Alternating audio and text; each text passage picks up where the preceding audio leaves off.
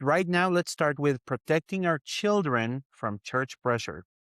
And I think we have 3 boys. I don't think we have 3 boys. We do have 3 I was boys. going to say, were you And unsure I about one of them? and I do think, well, no, thankfully we're a traditional type of family, I know where those boys came from. But what I really love about where we are right now is that they allow our boys to be boys and not to be side-eyed just because they happen to be my sons Mhm. and your sons. First question, how do we keep our kids from feeling like they're pastor kid projects?